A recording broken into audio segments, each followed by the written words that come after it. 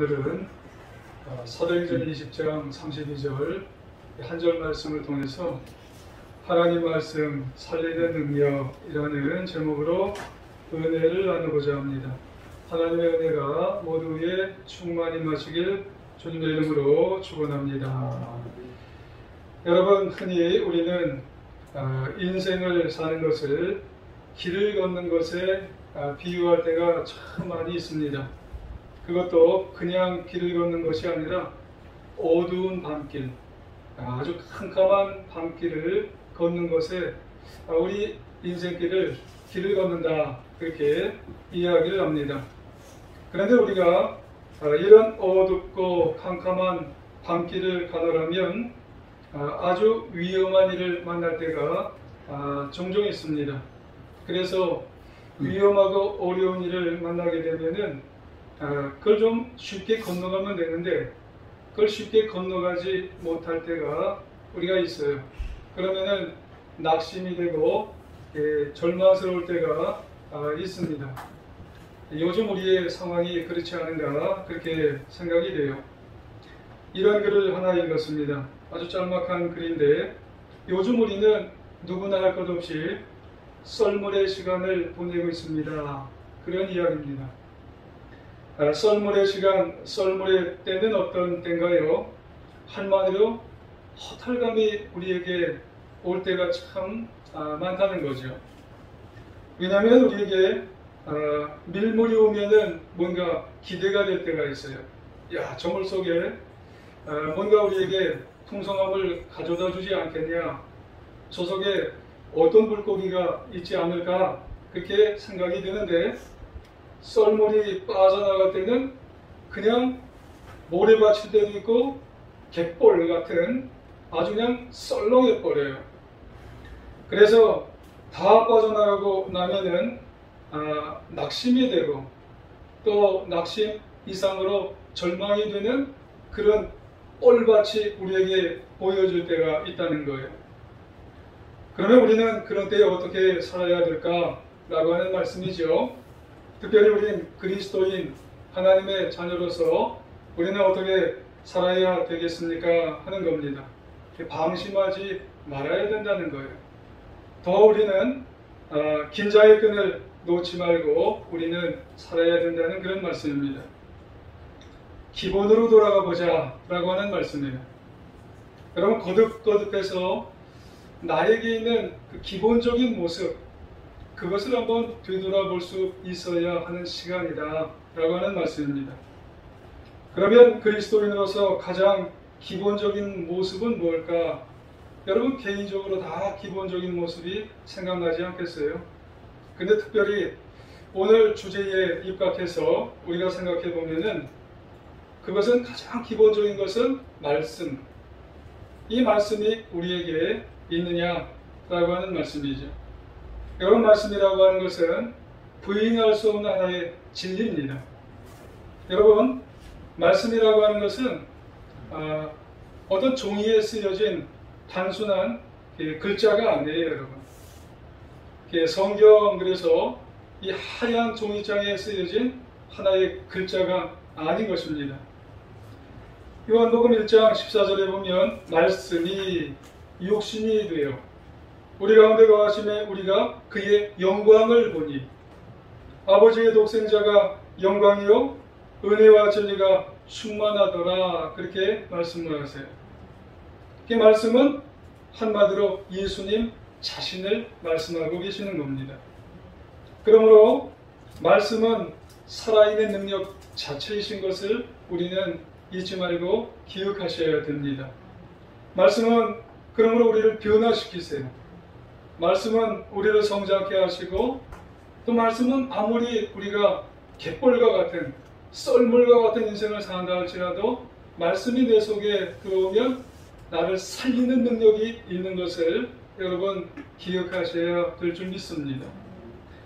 그래서 마태복음 4장 4절에 보면 말씀이 우리를 살리는 양식이라는 데 대해서 예수님도 이런 말씀을 하세요. 사람이 떡으로만 살 것이 아니요 빵으로만 살 것이 아니요 하나님 입으로부터 나오는 모든 말씀으로니라 그렇게 말씀을 하세요. 사람이 살 때 육신을 위해서는 밥을 먹으셔야 돼요. 하루에 3끼 먹는 분도 있고 요즘도 1끼 먹는 분도 있으시다네요. 어쨌든 육신을 위해서는 밥을 드셔야 돼요. 하지만 영을 위해서는 하나님의 말씀이 우리 가운데 항상 거하시고 말씀이 살아 역사할 수 있도록 하셔야 되는 것입니다. 그래서 오늘 우리가 이런 거리두기 4단계일지라도 또 이것이 지속된다 할지라도 정말 우리는 사모하는 마음으로 우리가 예배 자리에 또는 혹여 못 오신 분이랄지라도 어떻게 해서라도 우리가 영상 앞에 서서 우리가 예배 드리는 까닭도 왜 그러세요? 하나님의 입에서 나오는 그 생명의 떡을 먹기 위해서 그런 줄 믿습니다. 그런데 여기에서 참 특이한 게 뭐냐면 그 생명의 떡은 참 신비스러우세요. 먹을 때면 우리가 살아나는 것을 경험하거든요. 그 생명의 떡, 그 말씀이 내 속에 들어오면 참 이상하게 내 속에서 영적으로 참 살아나는 신비가 느껴진다는 말씀이세요. 요한복음 6장 35절에 보면 나는 생명의 떡이니 내게 오는 자는 결코 줄이지 아니할 것이요 영원히 목마르지 아니하리라 그렇게 말씀하세요. 또 우리가 잘 아는 말씀 디모데후서 3장 16절 이하에 보면 모든 성경은 모든 말씀은 하나님의 감동으로 된 것으로 교훈과 책망과 바르게 함과 의로 교육하기 유익하니 이는 하나님의 사랑으로 온전하게 하며 모든 선한 일을 행할 능력을 갖추게 하려 함이니라 그렇게 말씀을 합니다. 그러니까 하나님의 말씀은 때로 우리를 교훈하고 우리를 책망하고 우리를 바르게 이끌어 주세요. 그것만인가요? 하나님의 말씀은 때로 우리를 위로해 주세요. 잘하고 있어. 위로해 주시고 칭찬해 주시고 격려해 주세요. 그것만이에요? 이 말씀은 우리를 살리세요. 승리하는 삶으로 이끌어 주세요. 왜요? 말씀은 생명의 능력이고 원천이시기 때문에 그런 것이에요. 자, 그럼 오늘 본문 말씀을 한번 살펴보면 그 내용이 어떤가요? 사도 바울이요. 사도 바울은 몇 차 전도까지 했나요? 3차까지 했어요. 3차 전도여행을 마치면서 빌레도라고 하는 곳에서 사도 바울이요. 사랑하는 제자들과 에베소에서 사역했던 장로들에게 마지막 고별 인사를 하는 그런 장면이 기록되어 있는 것이 사도행전 20장에 나와 있는 거예요. 지금 사도 바울은요. 에베소에서 3년하고도 6개월 동안 에베소에서 사역을 하셨어요. 그러면서 이제 자신을 다 돌아보는 가운데 에베소 교회는 가만히 보니까 아직 영적으로 아직 미숙해요. 아직 연약해요. 강하지 않아서 바울은 이제 떠나야 될 시간이 된 거예요. 근데 보니까는 에베소 교회 주변에 흉악한 이리떼들이 많은 거예요. 이리떼들이 뭐 진짜 늑대 이리가 아니고요. 이단자들이 너무 많아서 에베소 성도들이 지금 연약한 믿음을 가지고 있는데 호시탐탐 노리고 있다는 거예요. 위험에 노출되고 있다는 말씀이에요. 마치 에베소 성도들에게 깜깜한 밤에 어두운 밤이 엄습해오는 형국 같아서 이 사도 바울이 떠나려고 하니까 이 마음이 놓이지를 않는다는 그런 말씀이에요. 그래도 하나님께서 이제는 떠나야 될 시간이 되니까 이제는 3년 6개월 되는 순간에 시간이 와서 떠나야 되는 거예요. 그래서 사도 바울이 사랑하는 사람들과 제자들과 에베소 장로님들을 불러서 뭐라고 얘기하냐면 이 믿음이 연약하고 믿음이 어린 에베소 성도님들을 좀 부탁한다고. 그거를 이제 밀레도에서 이야기하는 거예요. 그게 오늘 32절이에요. 지금 내가 여러분을 주와 그 은혜의 말씀에 부탁하노니 그 말씀이 여러분을 능히 든든히 세우고 거룩하게 하심을 입은 모든 자 가운데서 기업이 되게 하시리라 이렇게 말씀을 하세요. 그러니까 인사를 이렇게 나누면서요. 바울이 마음이 너무 아픈 거예요. 그러면서도 이제 떠나야 되니까 사도 바울 자신보다도 더 훌륭한 영적인 안내자가 있다는 거예요. 진정한 안내자가 있다는 거예요. 그게 뭐예요? 그게 바로 하나님의 은혜의 말씀이라고 하면서 에베소 장로님들에게 은혜의 말씀을 소개하면서 에베소 교회의 연약한 믿음이 연약한 사람들을 잘 돌봐주라고 위탁을 하고 있는 거예요. 여러분, 그렇다고 바울이 필요 없었다는 그런 말씀은 아니잖아요. 떠나야 되니까 말씀으로 에베소 교회 성도님들을 잘 좀 돌봐주라고 위탁하고 있는 거죠. 여러분, 저는 도봉교회에 있었잖아요. 여러분, 도봉교회에서 저 좋아하는 분들이 꽤 있었어요. 어르신들이 이렇게 70 넘은 분들이 그렇게 저를 좋아했어요. 여러분, 7년 동안 있었어요. 7년 한 6개월 동안 있었어요. 근데요, 떠나야 되니까 떠나게 되더라고요. 근데 7년 6개월 거기 있었고 12년 여기서 있으면서 도봉교회에 한 번도 못 갔어요. 뭐하러 못 갔어요? 설교하러 한 번도 못 갔어요. 그리고 그 이전에 제가 4년 5개월 정도 파주 선안교회에 있었어요. 그곳에 있는 분들도 저 싫어하지 않았어요. 근데 저는요, 파주 선안교회를 가보지도 못했어요. 지금 어떻게 됐는지도 몰라요. 여러분, 목회자는 거기 가보지도 못하는 거예요. 여러분, 이 사도 바울은요, 거기에 필요 없는 사람이 아니에요. 다시는 못 간다는 거예요. 에베소 교회에 다시는 못 갔어요. 그러니 더 훌륭한 영적 안내자를, 진정한 영적인 안내자를 여리고, 그리고 아직 믿음이 연약한 에베소 성도들을 위해서 소개시켜 주겠다는 거예요. 그게 뭐예요? 하나님의 은혜의 말씀이라는 거예요. 그래서 말씀이 그렇게 중요하다는 겁니다. 그거를 말씀하고 있는 거예요. 바울은 이제 다시는 못 가지만 에베소 교회의 진정한 은혜의 말씀을 에베소 장로님들에게 이게 있어야 된다는 거예요. 여러분, 말씀이 성도님들에게 있으셔야 된다는 그런 얘기를 하고 있는 거예요. 제가 유기성 목사님의 칼럼을 이제 듣다가 이런 말씀을 하시는 걸 들었어요. 때때로 목사님이 성도님들을 이제 만나실 때가 있어요. 만나실 때가 있으실 거 아니에요. 성도님들이 이런 말을 하신대요. 뭐라고 하시냐면, 제가요, 목사님 말씀대로 해서 주님을 바라보는 눈이 뜨였어요. 이런 말씀을 들을 때가 있답니다. 그러니까 목사님이 너무 기분이 좋으셨대요. 또 이런 말씀을 하시는 성도님이 계시대요. 목사님, 오직 예수님으로만 살라고 해서 그대로 했더니 정말 신앙이 달라지고 제 삶이 달라졌어요. 이런 말씀을 하신 성도님이 계시대요. 그러니까 너무 또 목사님이 좋아하셨대요. 그런데 기분은 참 좋았지만 한편으로는요, 목사님 마음에 뭔가 아쉬움이 남았대요. 그리고 또 어떤 분이요, 이런 말씀을 하시는 분이 있대요. 목사님 말씀대로 했는데 아직까지 나는 주님과 행복하게 동행하는 것이 뭔지를 잘 모른다고 얘기하는 분이 계셨대요. 목사님은 그 답답함을 이해할 수 있을 것 같다고 하시면서, 그런데 그러면서도 뭔가 아쉬움이 남았대요. 그러면서 이 유기성 목사님이 마음에 아쉬워하는 게 과연 뭘까 한번 생각을 해보셨대요. 그것은 이 말 때문에 그랬대요.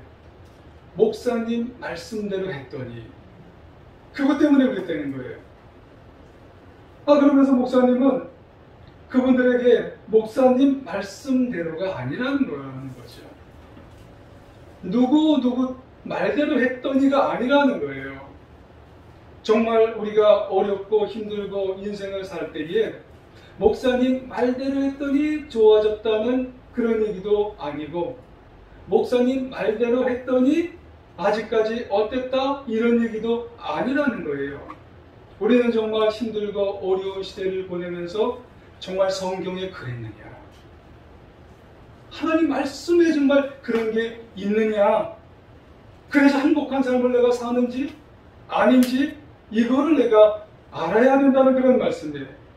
그래서 우리 안에 말씀을 확인하는 그런 습관을 자꾸 기울여야 된다는 말씀이에요. 그리고 확신을 하셔야 된다는, 그래야 내가 말씀대로 산다는, 그래야 그 말씀으로 살아있는, 살리는 그런 인생을 말씀을 가지고 내가 살 수가 있다고 하는 그런 인생이 된다는 삶을 말씀하는 걸 들었어요. 여러분, 저도 한 가지 마음이 있어요. 목회를 하거나 또 인생에 어떤 생각이 있을 거 아니에요, 저도. 그때 어떤 경우에는 잘 믿어지지 않는 경우가 있어요. 아우, 하나님은 왜 이렇게 나에게 이런 문제를 주셨을까? 어떤 경우에는 참 인생이 더디게 가는 것 같아요. 코로나도 좀 빨리 끝났으면 좋겠는데 끝날 때가 되면 또 안 되는 것 같고. 여러분, 그때 제 생각이 아니에요. 어떤 목사님이 이랬다고 해서 저랬다고 해서 이런 게 아니에요. 그럼 또 찾아보는 거예요. 성경 말씀을 또 찾아보고 또 찾아보고 어떻게 말씀하셨을까? 내가 생각하는, 내가 기도하는 것에 대해서 어떻게 생각을 하시고 어떻게 말씀을 하셨을까? 또 찾아보고 또 찾아보고, 이런 주의를 이 부족한 목사도 갖고 있다는 거예요.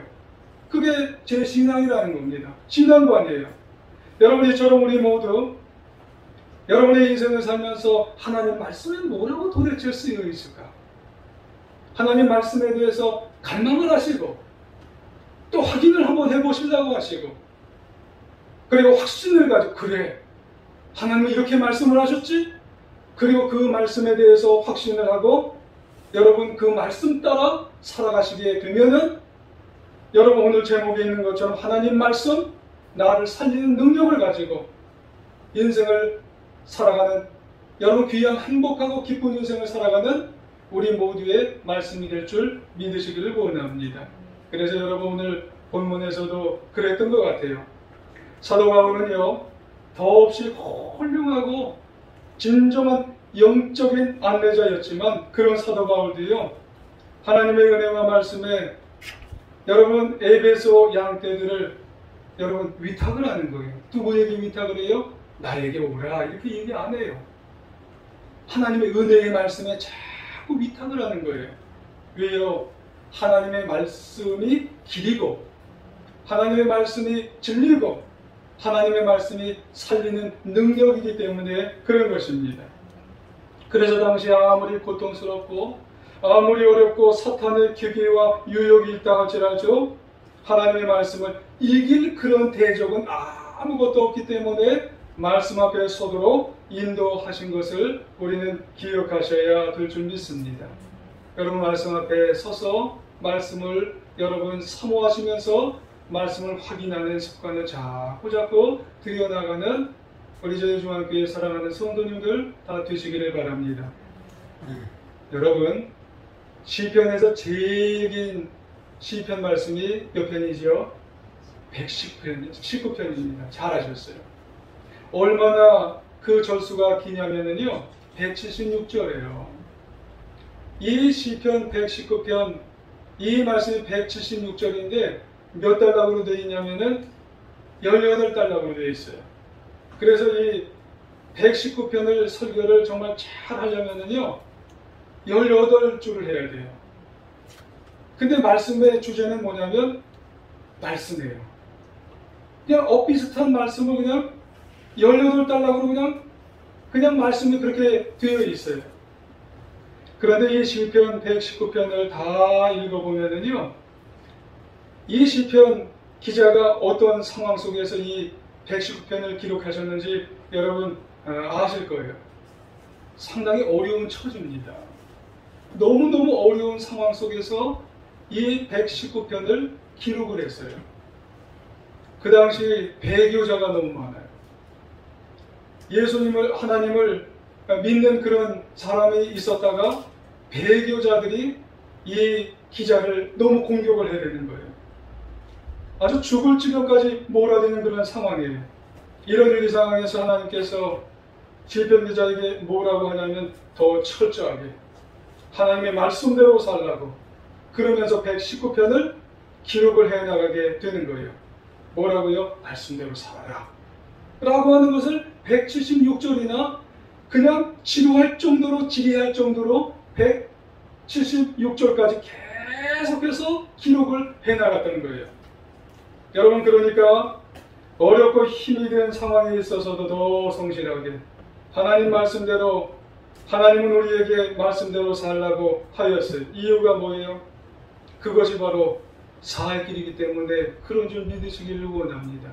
어려워도 말씀대로 사는 것이 우리를 살리는 길이고 살 길인 것을 우리에게 계속해서 가르쳐주고 있는 거예요. 여러분, 요즘 힘드시죠? 여러분, 특별히 자영업을 하시는 분들, 또 직장을 다니셔도 너무 직장 속에서도 어려워요. 아니, 2단계 때도 어려운데 3단계를 넘어서 갑자기 4단계를 하니 처음에는 어리둥절하죠. 어렵고 힘든 문제가 겹치다 보니 참 힘든 문제가 너무너무나 많은 거예요. 여러분, 이럴 때 과연 우리는 뭘 해야 될까요? 목사님, 저는 여러분에게 한 가지 부탁을 드리겠어요. 이럴 때 한번 성경을 펼쳐보시길 바랍니다. 왜요? 우리의 살 길은 성경 말씀, 하나님의 말씀 속에 우리의 길이요 진리요 살아있는 말씀이 있기 때문에 그런 줄 믿습니다. 성경을 읽으셔야 돼요. 깨우쳐 주시는 것을 가지고 기도하시길 바랍니다. 그리고 말씀대로 한번 살아보시길 부탁을 드리겠습니다. 여러분 가운데 그러면은 저에게 그런 말씀을 하시는 분이 계실런지 몰라요. 아니, 목사님은 세상도 참 모르셔. 아니, 현실이 어떤데 자꾸 그냥 말씀만 붙들고 살라고 하시는지, 하여튼 그렇게 얘기하시는지 모르겠다고 얘기하실지도 모르겠어요. 맞는 말씀입니다. 성경 말씀과 현실하고는 좀 다릅니다. 그럼에도 불구하고 여러분, 길이요 진리요 생명이신 말씀을 한번 우선 펼쳐보시기 바랍니다. 그리고 말씀을 읽으며 살아갈 수 있는 우리 모두가 되어야 할 줄 믿습니다. 어느 목사님이 가출한 청소년 하나이를 상담을 하면서 무슨 얘기를 해줬냐면 탕자 얘기를 해줬어요. 탕자 얘기가 무슨 얘기예요? 성경 얘기예요. 그러면서 탕자 아버지가 돌아온 탕자를 따뜻하게 맞이하고 새신을 신겨주고 금가락지를 끼워주고 송아지 잡아서 잔치를 해줬다. 그러니까 너도 집으로 돌아가라. 성경에 그렇게 되어 있으니까, 너가 지금 힘들고 어려워도 성경 말씀이 그렇게 되어 있으니까 한번 집으로 아이야 돌아가라. 그러니까 이 아이가 집으로 돌아갔어요. 몇 주 후에 이 목사님이 그 아이를 만났어요. 목사님이 기뻐서 이야기를 했어요. 너 아버지가 돌아가니까 좋아하지? 그래, 아버지가 새 신발 사주지? 이렇게 얘기를 했어요. 아니요, 새 신발 안 사주고 발바닥 터지도록 맞았어요. 그러면은 금가락지는 끼워줬지? 아니요, 있던 지갑도 다 뺏겼어요. 그렇다면 아버지가 송아지는 잡아주셨겠네? 아니요, 저를 잡아서 송아지에게 먹이려고 하셨어요. 여러분, 성경에 있는 아버지와 세상에 있는 아버지가 이렇게 다른 거예요. 정말 다르죠. 실제로 그런 일이 정말 우리가 자연스럽게 우리가 생각할 수가 있는 겁니다. 하지만 보세요. 이 아이는요, 결국 누구에게 돌아갔어요? 아버지에게 돌아갔어요. 말씀을 듣고 아버지에게 돌아가서 결국 더 멀리 세상 길로 갈 뻔했던 이 아이가 위기에서 벗어나서 큰 위기에서 돌아오게 되었다고 하는 말씀이에요. 하나님의 말씀이 우리의 현실에서 너무나 다른 것 같지만, 그래도 여러분 정말 말씀에 눈이 뜨이고 말씀을 우리가 읽게 되면 여러분이 읽는 그 구절구절은 다 달라요. 그런데 그 말씀을 붙들고 내가 아버지께 돌아가면 그게 길이 될 수가 있는 것이고, 그게 진리가 될 수가 있는 것이고, 그리고 그것이 살아있는 말씀, 생명의 말씀이 되어서 나를 다시 아버지에게로 돌아와서 살리는 말씀이 되는 것을 우리가 기억해야 할 줄 믿습니다. 영화 감독 중에 김태균이라는 그런 감독님이 계십니다. 저도 이 영화 찾다가 알게 됐어요. 이분이 만든 영화 중에는 남과 북으로 나눠진 세계에서 유일한 분단 국가가 우리나라밖에 없습니다. 이 남과 북인 우리나라에서 벌어지는 그런 이야기를 다룬 크로싱이라고 하는 그런 영화가 있답니다. 그 영화를 만드신 분이에요.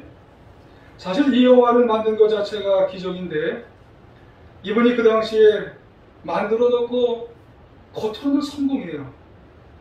겉으로는 너무너무나 성공인데 내면적으로는 밑바닥 인생을 살아가는 거예요. 내면적으로는 어려워요. 내면적으로는 너무나 심각한 그런 갈등의 상황들을 이제 살아갔던 분이 김태균이라는 그런 영화 감독이었어요. 그러던 어느 날 그분이 양재동에 있는 어떤 교회를 가고 싶은 마음이 들었답니다. 가서 찬송가나 들어볼까 그랬답니다.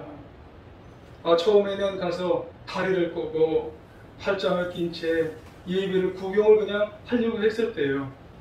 기도 시간에도 혼자만 눈 뜨고 있기가 어색해서 마지못해 눈을 감고 혼자 있었던 거예요. 그런데 그때 한 몇 주 동안 가게 됐는데 어느 날 그렇게 음성이 들리더랍니다. 뭐라고 음성을 들리냐면 너 이제 왔구나, 그런 음성이 들렸답니다. 정말 많이 기다렸다고, 내가 너를 많이 사랑한다고, 이런 음성이 그의 마음속에 들리게 되었다는 거예요. 그런데 그 음성이 마음속에 들려지니까 눈물이 나오더래요. 그러면서 콧물이 터지더랍니다. 그리고 한없이 눈물과 콧물이 터지고 그리고 통곡이 나오더래요. 그 후로 이 김태균이라는 감독님은 석 달 동안 목사님의 설교를 누가 시키지도 않았는데 찾아서 듣는 거예요. 성경을 읽기 시작하는 거예요. 자기 스스로 성경 공부를 하게 되었답니다. 성경이 영의 편지처럼 달게 되었대요. 그리고 말씀을 사랑하고 말씀의 능력을 경험하고 말라버렸던 마음이 살이 찌게 되었어요. 누가 시켜서 할 수 있는 게 아니에요. 그래서 하나님 말씀이 살아있어서 길이요 진리요 생명을 통해서 능력으로 자신이 살아갔던 그런 감독의 인생을 살게 되었다고 하는 말씀입니다. 여러분, 우리에게 있어서 말씀이 나를 살리는 놀라운 역사로 인생을 살아가는 그런 하나님의 자녀의 인생을 살 수 있는 우리 모두가 되어야 할 줄 믿습니다. 그렇습니다. 여러분, 말씀을 몇 절 하느냐, 뭐 하느냐, 말씀이 66권이냐, 39권, 27권이냐, 이런 것이 우리에게 중요한 게 아니에요. 여러분, 다만 몇 절의 말씀이라도 그 말씀이 내 속에서 살아 역사하셔서 그 말씀을 통해서 주님을 만나서 말씀 자체로 인생을 걸어갈 수 있는 저와 여러분이 되시길 주의 이름으로 축원합니다. 말씀은 아까도 말씀드렸지만 종이장에 쓰여진 문자가 아니에요. 살아있는 능력의 말씀입니다. 영적인 생명입니다. 나를 살리는 능력이에요. 그 말씀을 통해 우리가 인생을 걸어가시길 주의 이름으로 축원합니다. 히브리서 4장 12절에 하나님의 말씀은 살아있고 활력이 있어서 좌우의 날선 어떤 것보다 예리하여 혼과 영과 및 관절과 골수를 찔러 쪼개기까지 하며 또 마음의 생각과 뜻을 판단한다고 말씀을 해요. 말씀은 나를 인도하시고 영혼도 수술하시고 우리를 살리시고 인도하시는 놀라운 능력의 말씀인 것을 기억하시길 주의 이름으로 축원합니다. 여러분, 우리는 몇 주 동안 20분 말씀 읽기 운동을 하셨어요. 여러분, 앞으로 계속해서 열심히 20분 말씀 읽는데 시간을 여러분 투자해 보시기를 부탁을 드리겠습니다.